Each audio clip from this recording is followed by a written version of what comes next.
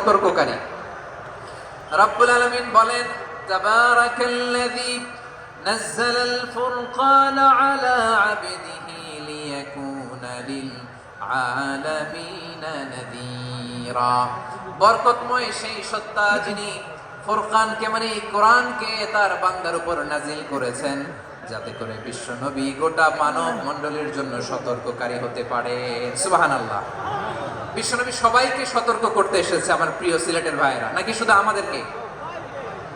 মুসলিম অমুসলিম, আস্তিক নাস্তিক,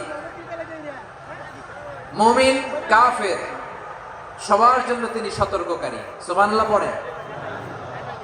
সূরা আলাক নাজিল হলো, তারপর সূরা মুদ্দাসসির নাজিল হলো। আল্লাহ বললেন, ইয়া আইয়ুহাল মুদ্দাসসির কুম ফাআনদির, কুম ফাআনদির, stand up and warn your people.